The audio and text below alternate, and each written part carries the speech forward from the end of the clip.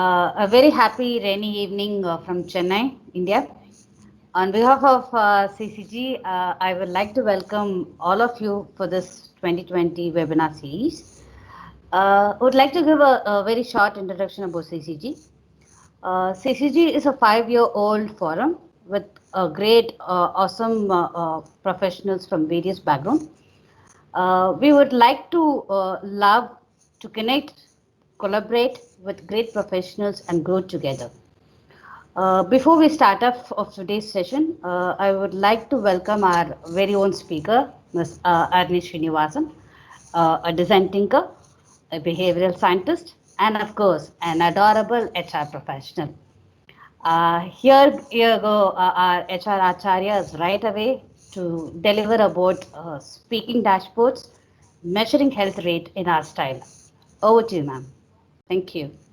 Thank you so much. And I'm so glad to have new members every time, which itself speaks volumes about the success of this wonderful initiative, which is one of its kind. I haven't seen any other forum doing it in this manner.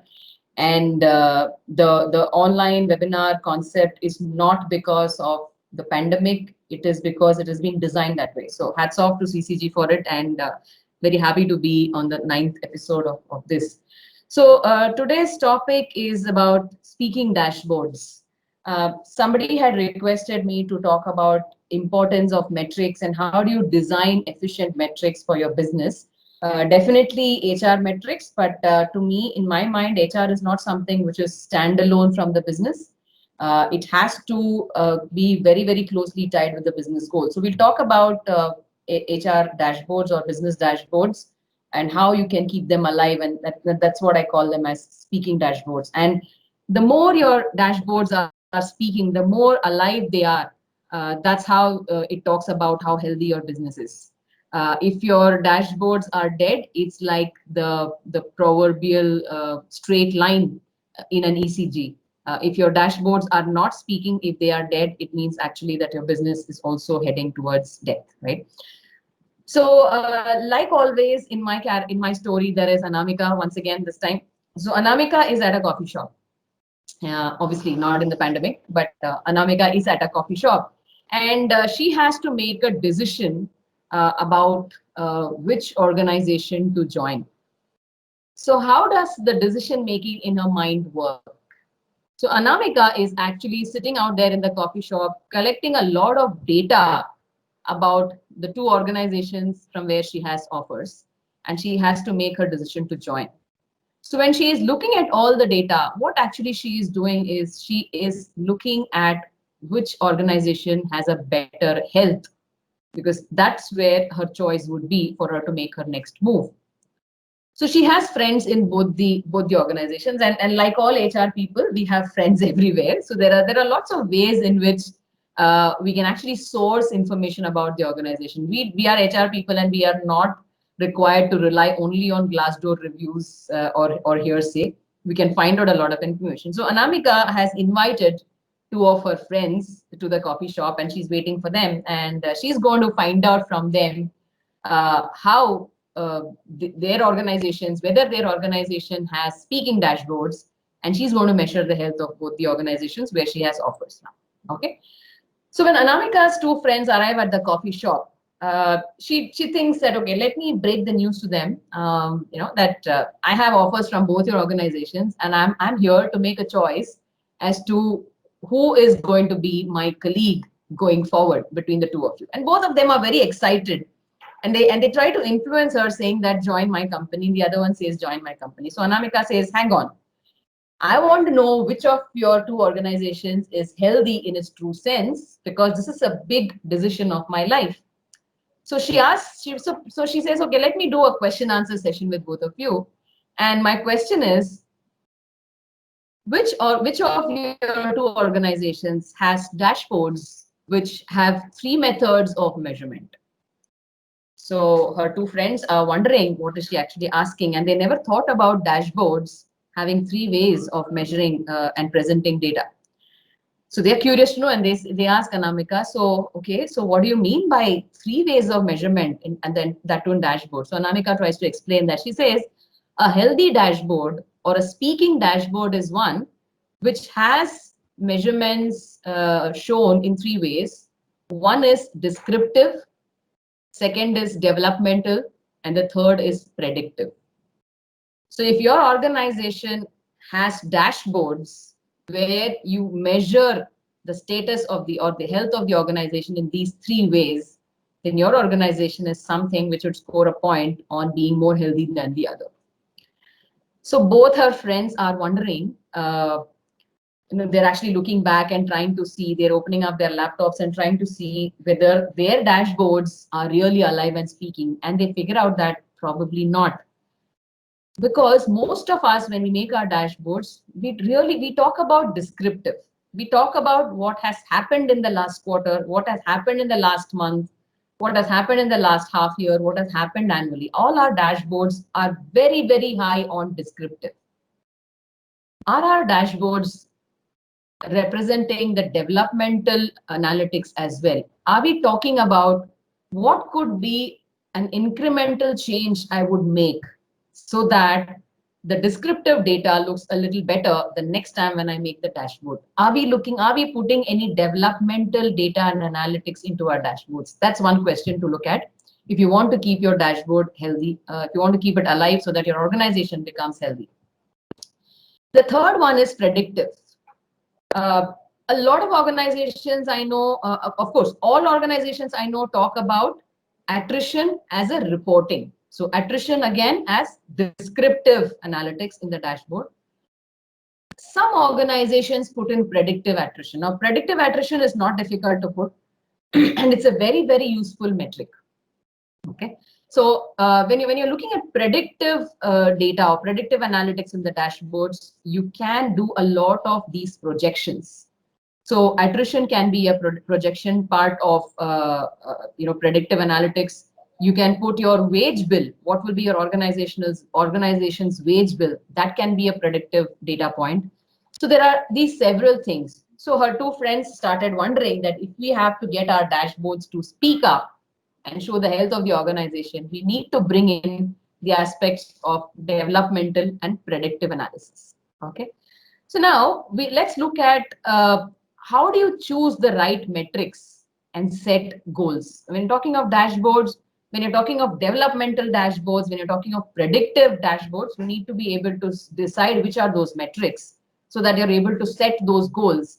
Because if you look at it, dashboard is not only to see what went wrong in the past. It's also something which will show or pinpoint the flaws or whatever can be worked on or improved.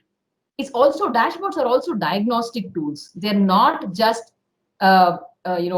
descriptive or reports of what happened in the past, but they're also diagnostic tools of what can be improved or what should be improved so that you move ahead as part of the development goals.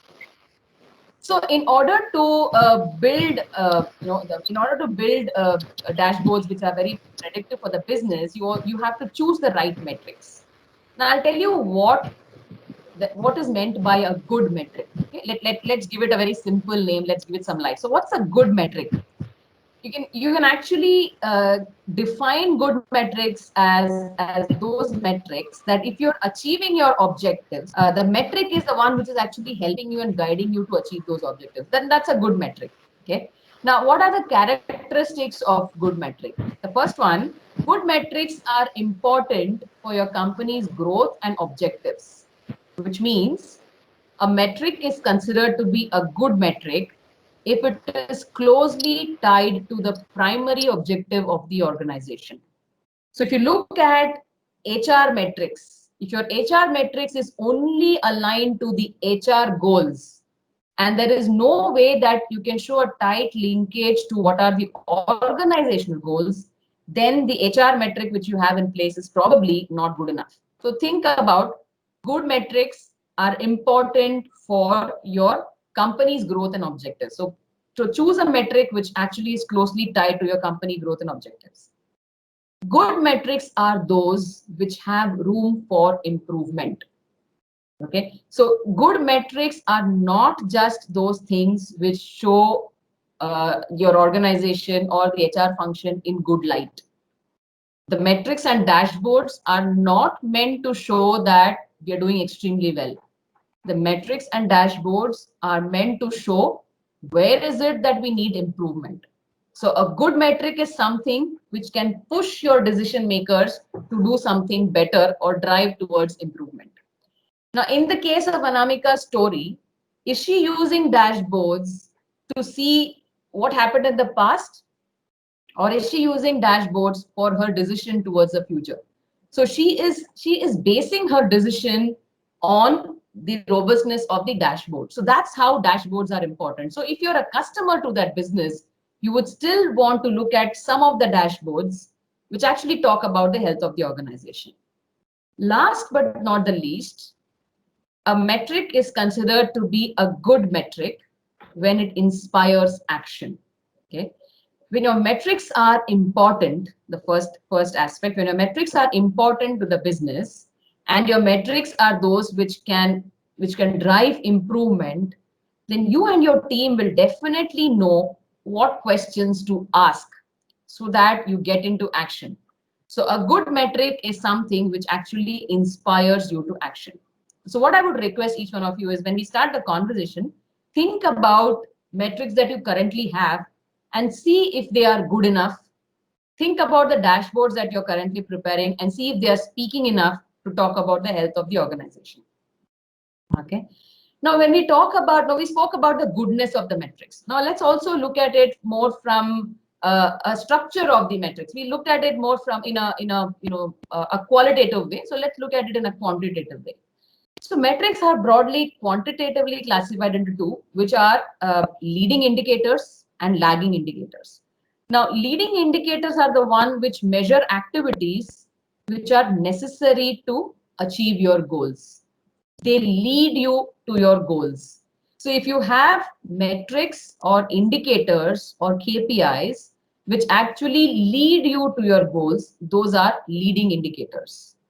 Lagging indicators are those which actually tell you how well you have performed, whether you have hit your goals or not. Okay.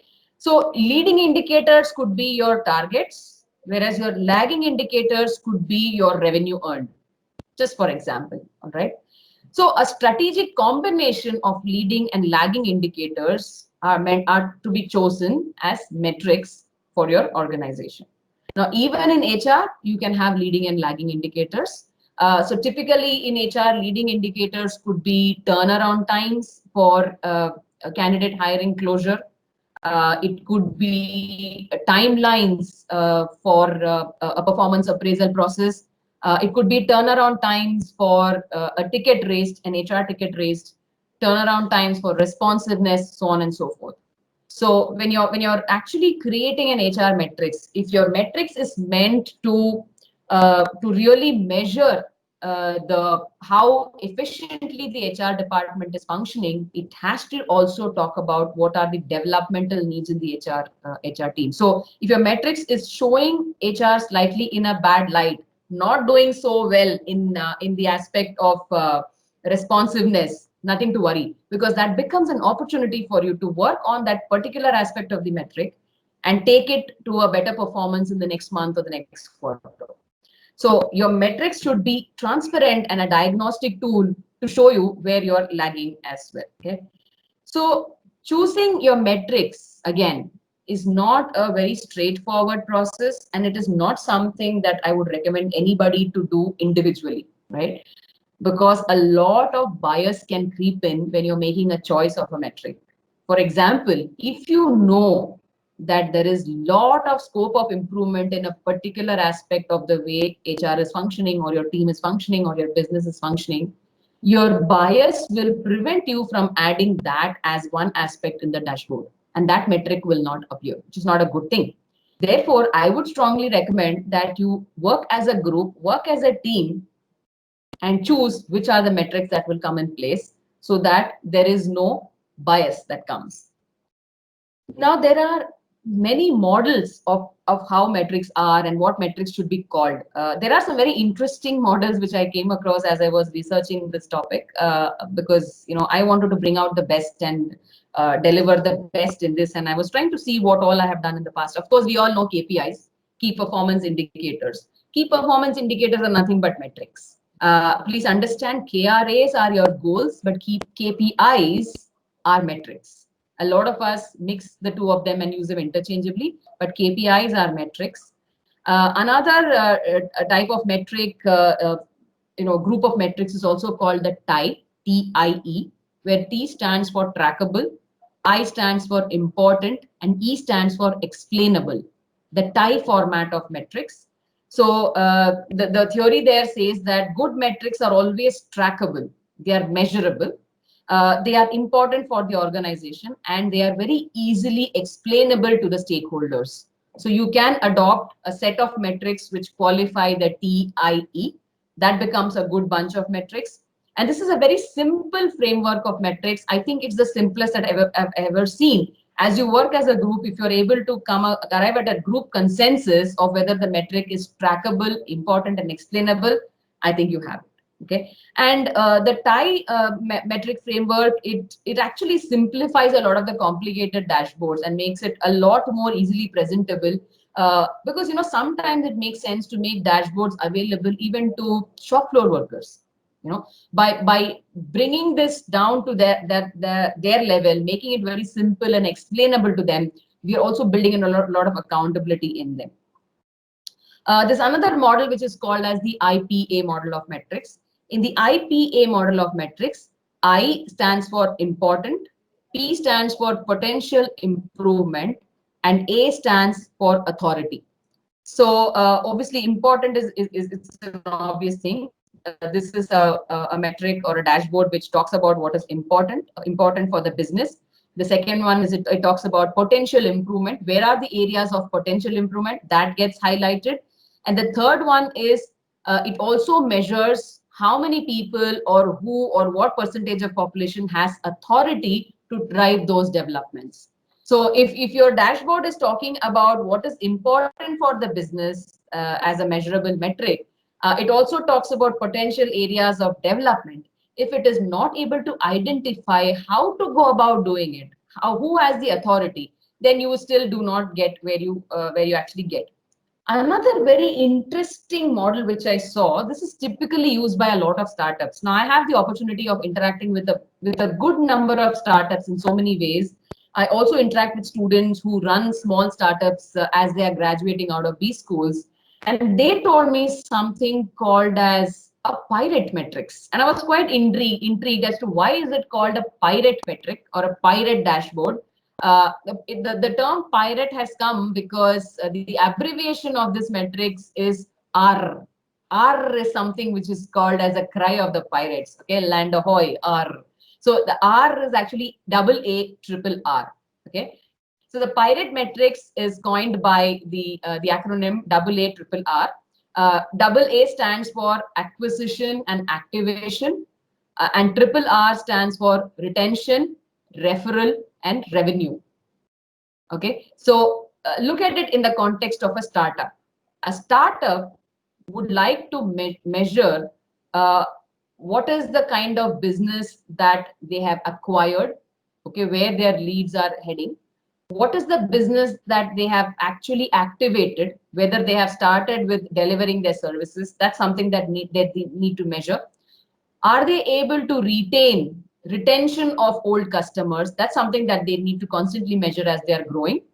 Referral, are they visible enough? Are their customers referring them to others? And of course, last but not the least, they also need to keep track of revenue. So the pirate metrics is something which really intrigued me. And I was trying to put that in an HR context. And to me, it fits beautifully. With that, we're almost at 8:40, but I will just summarize with how the pirate metrics fits in an HR context. In an HR context, one of the things that you would love to measure is your intake of candidates. That's something that is your recruitment metric. That's your acquisition. Your activation is your engagement index. That could be a metric. And how do you measure that? You measure that by way of so many ways. You do some random surveys. You do a formal employee engagement survey, or you do certain pulse surveys, dipstick surveys, so on and so forth. That can be part of your metrics. Your retention. your attrition or your turnover analysis is part of your retention metrics, then referral. Is your organization being spoken about by your employees to others?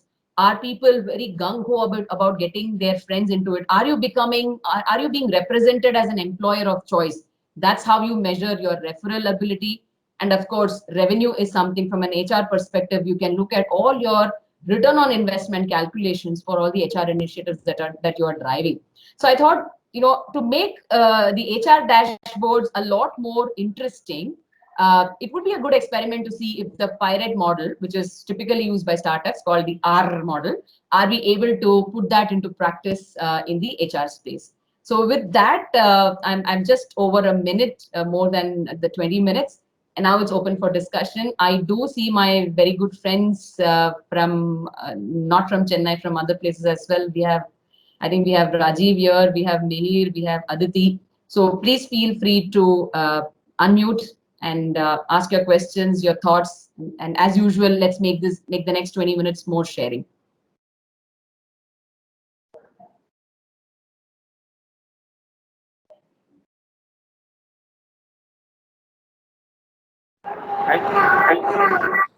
Hello. Yes.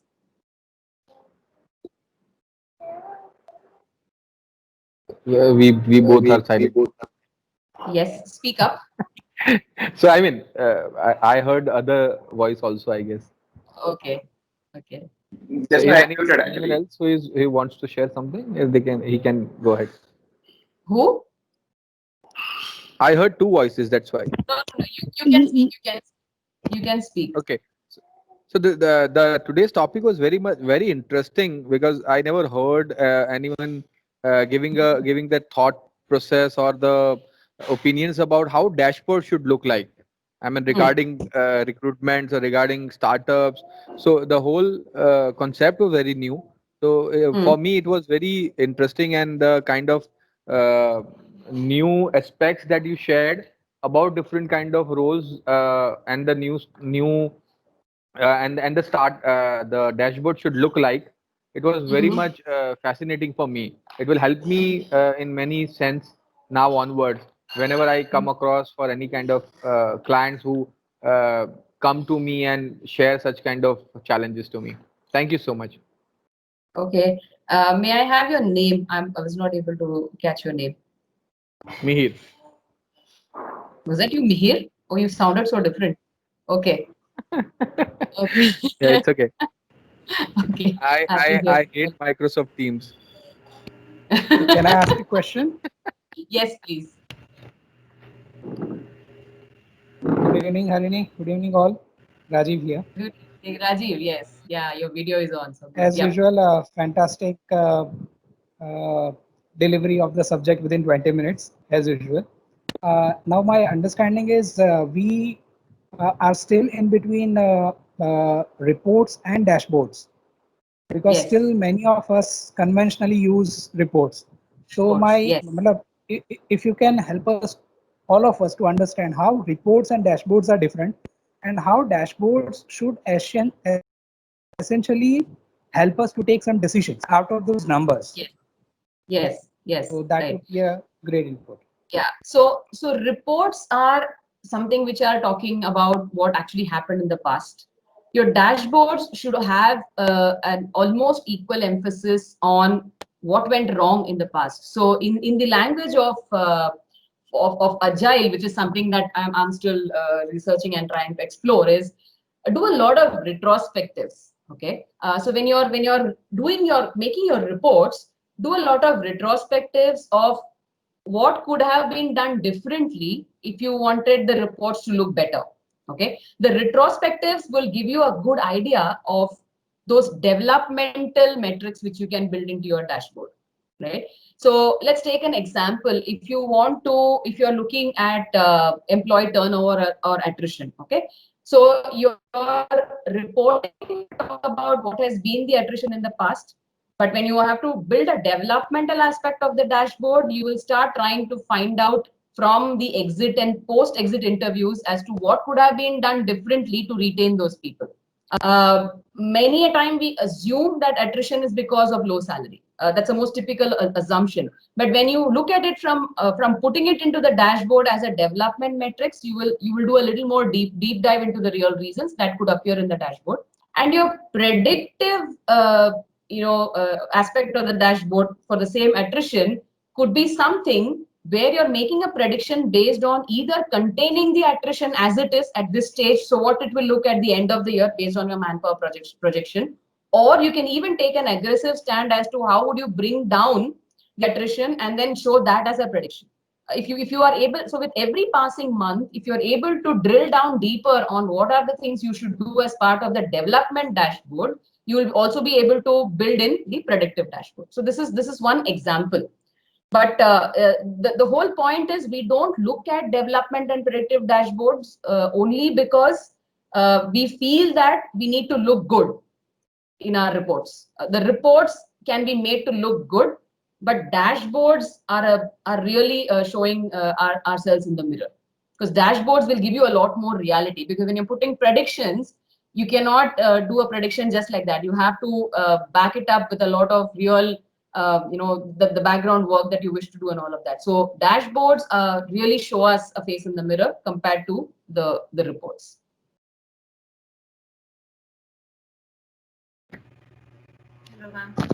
Ma'am, Yes, sir. ma'am, Yes, sir. Sriranga here. Yeah. One moment.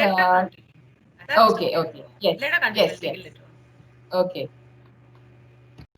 Ma'am, this is Sriranga here, ma'am. See, I'm just Yes. going to start my dashboard. I'm going to prepare a dashboard for my department, HR department. If you please Okay. recommend or tell me how to go about. I think it's the Okay. first correct session for me, ma'am. Really. Lovely. Very good. So assume that let's start small for you. Okay. Assume that your organization is your department. Okay. For the moment, let's not complicate it by looking at the organization goal. Look at what are the goals of your department.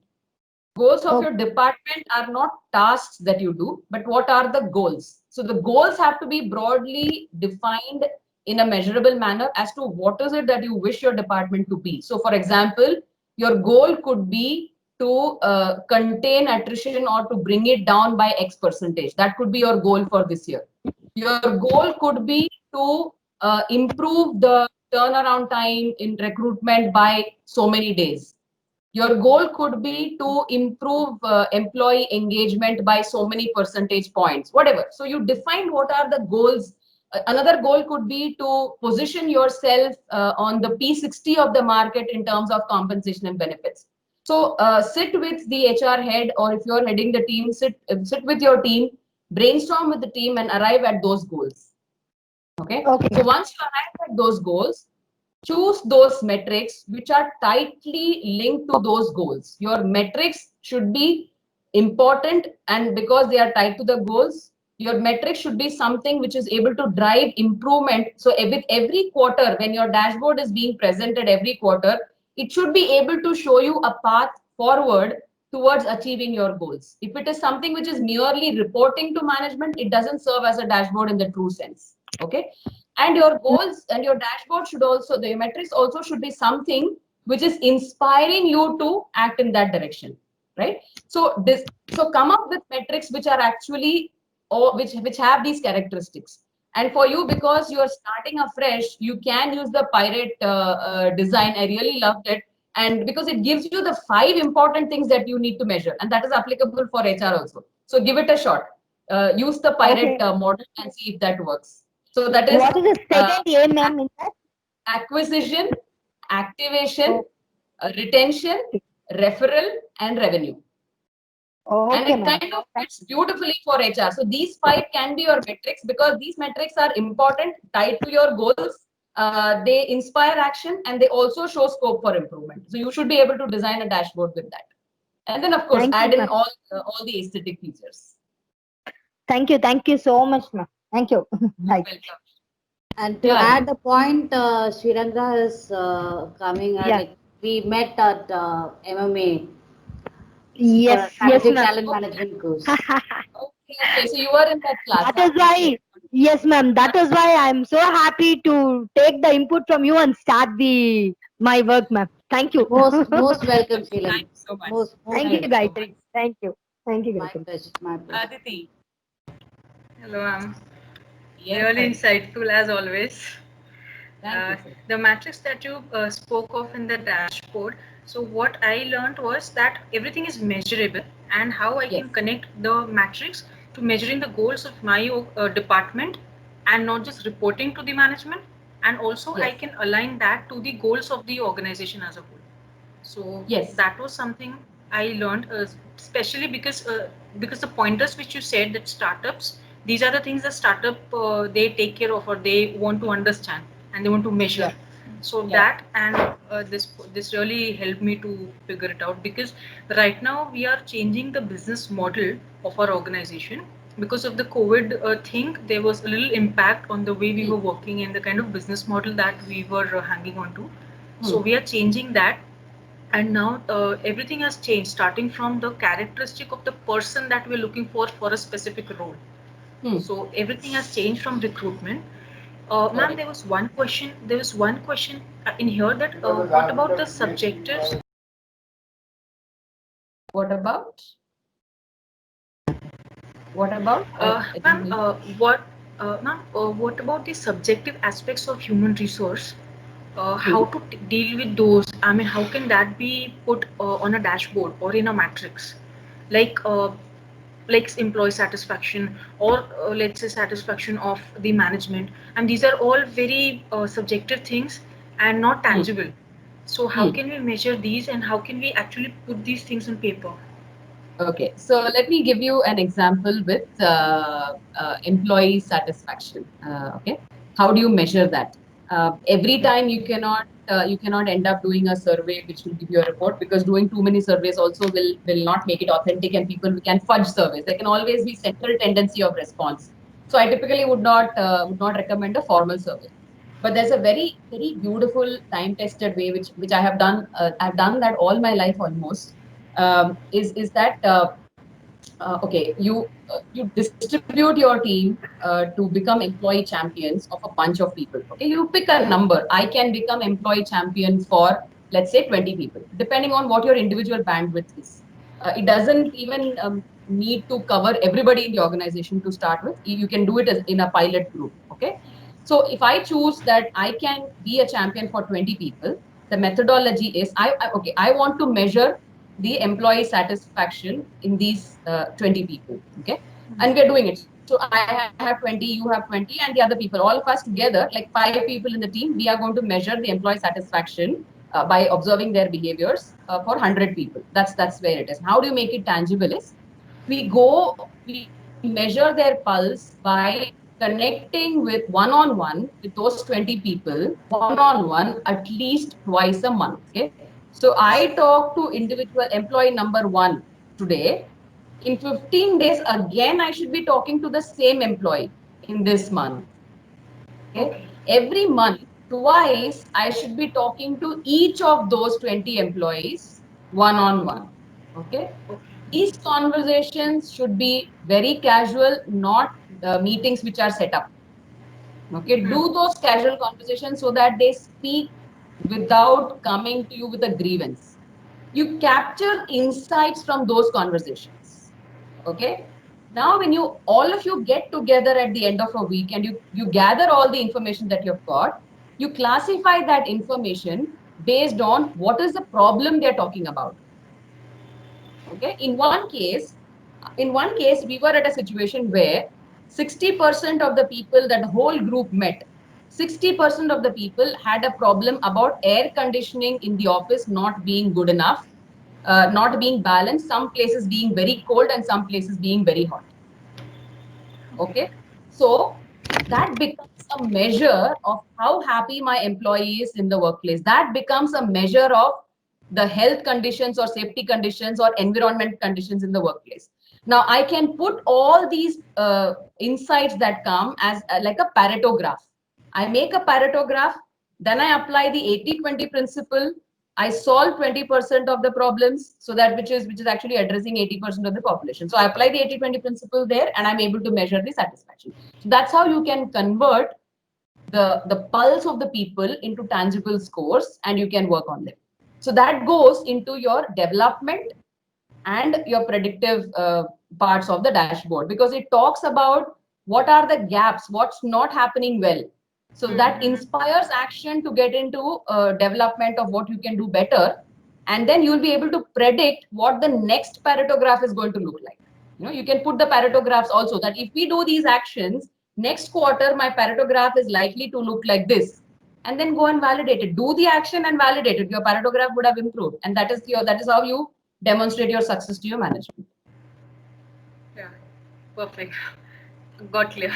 Thank you. Yeah. The retrospection thing that you always emphasize on, I mean, always go back and check and then go further. Yeah, Always go back and check retrospection the is best. not about finding fault, what went wrong. It's about thinking ahead on what you can do differently to change it. And that's why a retrospective is different from a feedback meeting.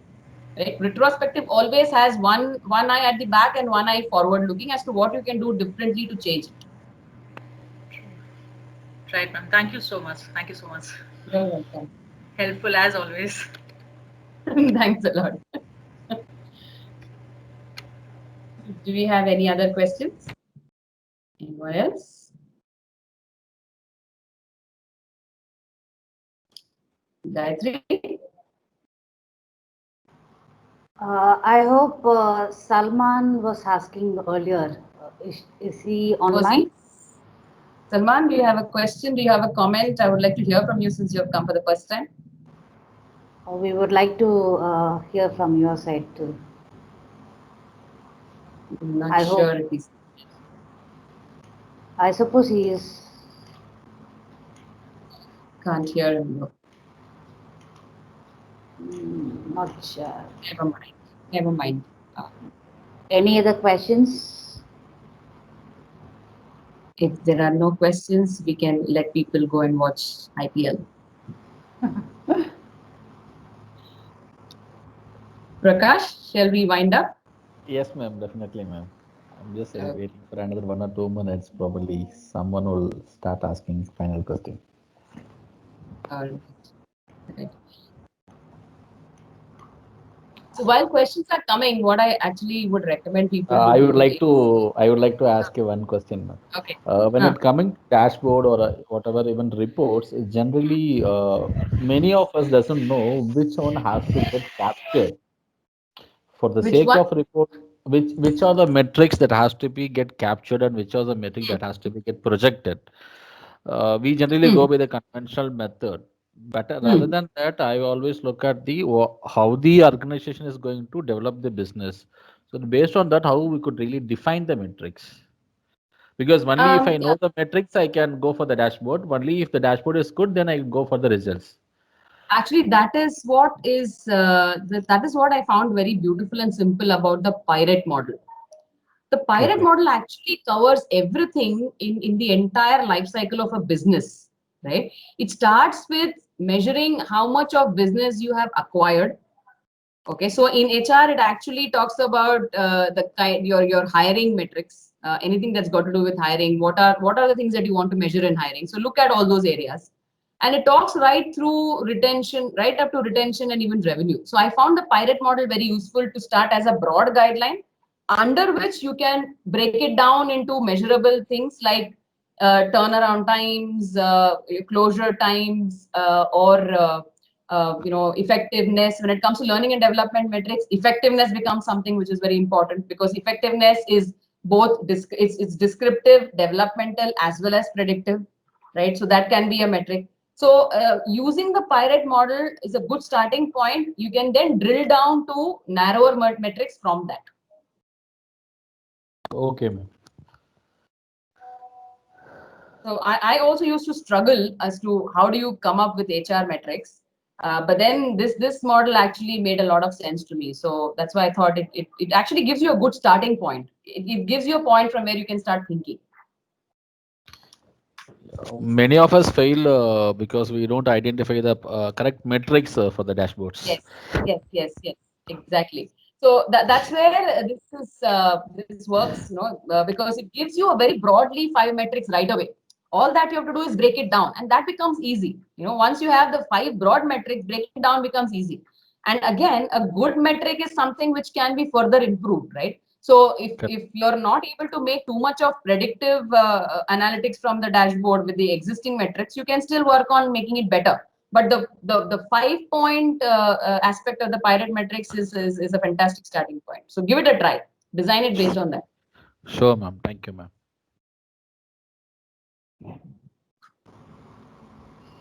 Gayatri, over to you. Yeah.